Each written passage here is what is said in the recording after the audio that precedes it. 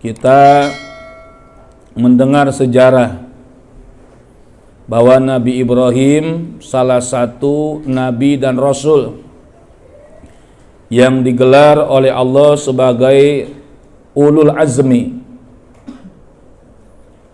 Dan Nabi Ibrahim juga termasuk nabi yang digelar dengan gelaran Abul Anbiya, bapak di antara para nabi. Karena cetakan Nabi Ibrahim banyak yang dicetak oleh Allah menjadi nabi dan rasul. Dari Nabi Allah Ibrahim yang mempunyai ibu Siti Hajar, dari Nabi Ismail yang mempunyai ibu Siti Hajar, dan juga Nabi Ishak putra Nabi Ibrahim yang dari Siti Sarah. Nah, dari situ tuh runtutan-runtutan anak-anak Nabi Ibrahim semua banyak yang dicetak oleh Allah sebagai nabi. Makanya Nabi Ibrahim digelar dengan Abul Anbiya, bapaknya para nabi. Yang ketiga, Nabi Ibrahim pun digelar oleh Allah dalam Al-Quran dengan gelaran Khalilullah, kekasih Allah. Nah, sampai-sampai dari kalangan banyak orang bertanya kepada Nabi Ibrahim, di mana pertanyaan itu, li ayyi syai'in ittakhadhaqallahu khalilan, dengan sebab apa wahai engkau wahai Ibrahim Allah menjadikan dirimu sebagai pangkat Khalilullah, mempunyai sanjungan dari Allah sebagai kekasih Allah. Apa yang menyebabkan engkau mendapatkan gelar Khalilullah wahai Ibrahim? Nabi Ibrahim menjawab dengan lugas, qala bisalasati asya'a, ada 3 perkara yang menyebabkan diriku mendapat gelar Khalilullah dari Allah langsung sebagai kekasih Allah. Pertama, ihtartu amrallahi ta'ala ala amri ghairi. Ini yang kita hilang di sini. Kata Nabi Ibrahim, aku lebih mementingkan urusan kepada Allah daripada urusan dengan selain Allah. Kenapa Nabi Ibrahim begitu lebih mementingkan urusan Allah daripada urusan yang selain Allah? Karena orang-orang yang merasa hatinya yakin kepada Allah, dia pasti akan mendahulukan Allah daripada yang selain Allah. Satu, karena Allah yang menciptakan Nabi Ibrahim. Yang kedua, karena Allah yang membimbing Nabi Ibrahim menjadi nabi dan rasul. Makanya Nabi Ibrahim lebih harus mementingkan Allah daripada urusan yang selain Allah. Ini yang kita di sini jauh kita dapat gelar Khalilullah. Dulu Habib Ali Kuitang, kalau ada sesuatu yang kira-kira ada masalah yang muskilat atau ada doa yang harus dipanjatkan ke Allah, selama masih ada Habib Soleh Tanggul, Habib Ali Kuitang selalu meminta doanya ke Habib Soleh Tanggul. Itu kata Habib Husain begitu, cucunya. Kenapa Habib Ali Kuitang harus meminta doa kepada Habib Soleh Tanggul? Karena Habib Husain mengatakan, beliau Habib Ali, tidak ada orang yang dekat sejaman denganku, hanya Habib Soleh Tanggul. Dan baru dibicarakan tuh, itu nggak taunya kalimat itu diucapkan oleh Habib Ali Kuitang. Tidak ada doa yang secepat ijabah doa kecuali doa yang cepat diijabah adalah Habib Soleh Tanggul. Nah, Habib Soleh Tanggul pernah ditanya tentang ini. Kenapa doa kamu disebut oleh Habib Ali Kuitang lebih cepat mustajabahnya daripada kecepatan apa tadi itu? Kecepatan kilat. Kata Habib Soleh Tanggul, bagaimana doaku tidak secepat kilat ijabahnya, sedangkan aku tidak pernah melanggar perintah Allah, tidak pernah jauh daripada perintah Allah, dan tidak pernah melaksanakan yang dilarang oleh Allah.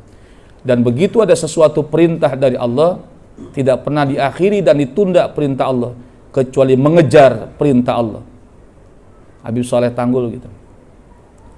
Makanya punya doanya mustajabah, karena kecepatan orang-orang yang mendekat dengan Allah pasti doanya pun akan cepat di hadapan Allah. Karena itu, kalau orang yang pengen doanya cepat dijabah, ya dia juga harus cepat melaksanakan tugas dari Allah.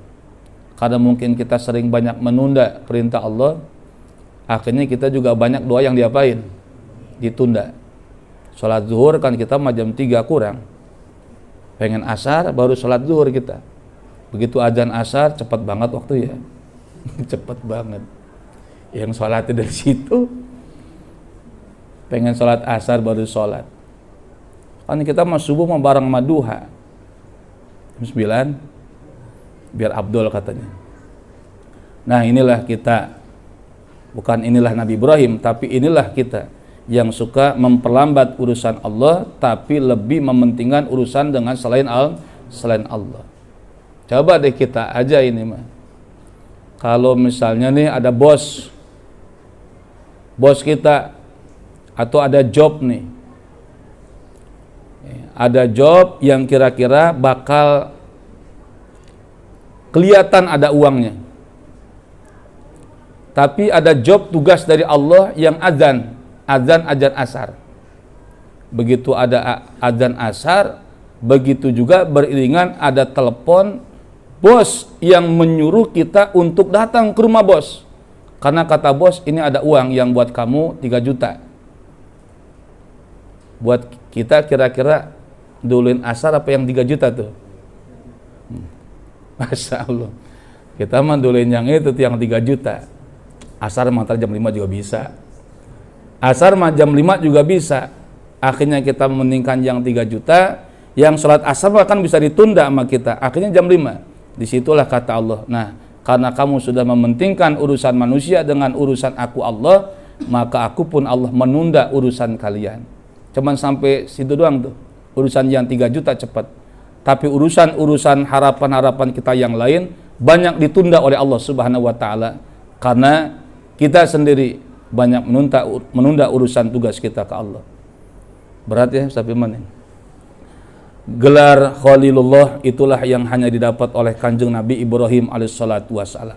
Beliau lebih mementingkan, memilih akan perintah Allah daripada akan perintah yang selain Allah.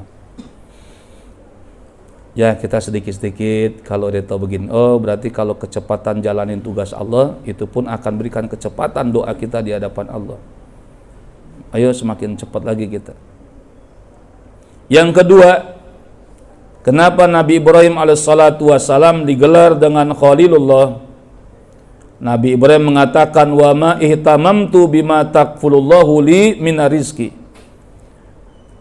Aku tidak akan pernah merasa bingung dengan sesuatu yang sudah menjadikan tanggung jawab Allah terhadap diriku. Sesuatu yang sudah menjadi tanggung jawab Allah kepada diriku, aku Ibrahim tidak akan pernah merasa bingung.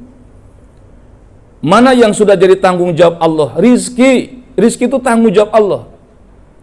Nabi Ibrahim tidak akan pernah merasa bingung dengan sesuatu rizki, karena rizki jadi tanggung jawab siapa tadi? Allah. Nggak pernah bingung. Tuh orang-orang yang sudah merasakan bingung dengan urusan rizki, itu orang nggak yakin dengan janji Allah. Wa ma min dabatin fil ardi illa 'alallahi rizquha.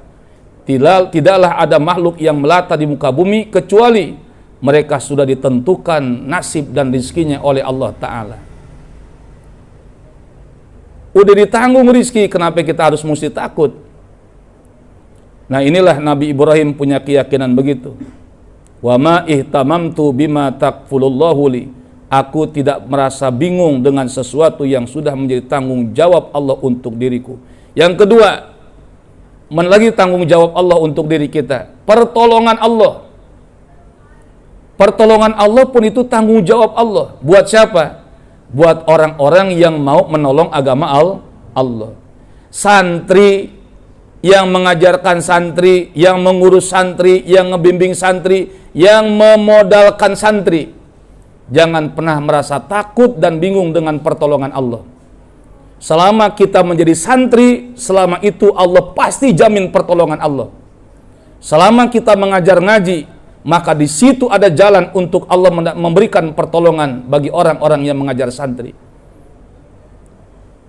Ya ayyuhalladzina amanu in tansurullah yansurukum wa yusabbit aqdamakum. Kenapa kita harus merasa bingung menjadi santri, sedangkan santri di dalamnya ada sesuatu pertolongan Allah? Kenapa santri diberikan pertolongan Allah? Karena santri menolong agama Allah. Oh, kalau nggak ada santri di sini, hancur ini kampung. Kalau nggak ada orang yang ngajar ngaji, hancur ini kampung. Tertahan, dihancurkan musibah malapetaka dari Allah lantaran Allah memberikan pertolongan kepada orang-orang yang di dalamnya menolong agama Allah. Gak usah bingung. Makanya Nabi Ibrahim gak bingung waktu dibakar. Gak nangis Nabi Ibrahim waktu dibakar sama Raja Namrud. Sedangkan pasukan Raja Namrud dalam kitab tafsir Sawi 1 juta pasukan yang mencari kayu bakar selama 1 bulan. 1 juta pasukan mencari kayu bakar selama 1 bulan. Kayak gundukan gunung buat ngebakar Nabi Ibrahim. Nabi Ibrahim ada di atas, dipentangin di atas. Begitu api mulai naik menjalar ke atas, anteng Nabi Ibrahim karena yakin Nabi Ibrahim jiwa penolong agama Allah, pasti sudah ada tanggung jawab Allah untuk menolong. Nggak ada rasa ketar-ketir Nabi Ibrahim, nggak ada gusar. Wa ma ihtamamtu tadi. Datang malaikat yang meniup angin. Kata malaikat yang meniup angin, Ibrahim, saya malaikat yang meniup angin. Kalau engkau ridho, kau izinkan, aku akan menolongmu. Dengan angin yang aku tiup, akan aku padamkan api yang ingin membakarmu. Anta makhluk wa ana makhluk. Idhab anta. Saya makhluk, engkau makhluk. Hari ini tidak butuh pertolongan kepada makhluk. Pergi engkau. Datang malaikat yang menurunkan hujan. Ibrahim, aku malaikat yang menurunkan hujan. Bila kau izinkan untuk aku membantu menolong kepada engkau wa Ibrahim, aku minta ke Allah untuk turunkan hujan, dan dengan hujan dapat memadamkan api yang akan membakar dirimu. Sama Nabi Ibrahim mengatakan, anta makhluk wa ana makhluk. Engkau makhluk dan aku makhluk. Tidak ada tempat makhluk untuk menolong hari ini kepada diriku. Idhab anta. Datang malaikat Jibril Sayyidul Malaikah. Sama malaikat Jibril ditolak. Nggak ada izin untuk Jibril untuk menolong aku. Lalu Nabi Ibrahim mengatakan dengan kalimat hasbiyallah wa ni'mal wakil, ni'mal maula wa ni'man nasir. Begitu Nabi Ibrahim baca itu kalimat hasbiyallah wa ni'mal wakil, ni'mal maula wa ni'man nasir, maka Allah menyatakan kepada api dengan tanggung jawab pertolongan Allah, ya naru kuni bardaw wa salaman ala Ibrahim. Kenapa Nabi Ibrahim merasa yakin bakal diberi tanggung jawab oleh Allah pertolongan? Karena Nabi Ibrahim yakin beliau sedang menolong agama Allah. Makanya kita santri harus yakin. Nggak bakal jadi orang susah santri mah kalau yakin.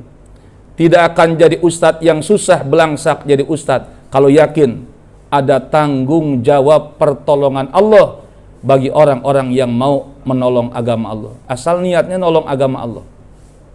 Kenapa kamu ngaji? Saya mah pengen syiarin agama Allah biar jangan sepi di masyarakat sama pengajian. Nah, kalau kita masih ada niat dalam hati untuk menolong agama Allah, di situ pasti yakin ada pertolongan Allah. Dan yang ketiga, yang terakhir, kenapa Nabi Ibrahim mendapatkan gelar Khalilullah? Beliau Nabi Ibrahim mengatakan, wa ma akaltu wa ma ta'saitu ay ma akaltu waqtal masa wa ma tagodaitu ay ma akaltu waqtul godat. Tidaklah aku makan sore dan tidaklah aku makan di waktu pagi illa ma'adhaib. Nabi Ibrahim enggak pernah makan sendirian, kecuali Nabi Ibrahim makan bersamaan dengan tamu. Itu pun tamunya dicari sama Nabi Ibrahim. Satu riwayat 1 mil 1 kilo nyari orang untuk ngajak makan bersama Nabi Ibrahim. Satu riwayat 2 mil untuk mencari kawan orang untuk makan bersama Nabi Ibrahim. Artinya Nabi Ibrahim nggak pernah makan sendiri. Itulah Nabi Ibrahim digelar dengan Khalilullah. Kita kan makan enaknya sendiri biar nggak ada yang minta. Kalau bisa mah ngumpet di WC biar nggak ada yang minta. Nah, Nabi Ibrahim enggak. Nabi Ibrahim selalu makan bersama dengan tamu. Wal maqalatu saniyata asyrata an ba'dil hukama ay atba'ul qulub wallahu alam bissawab. Al-Fatihah.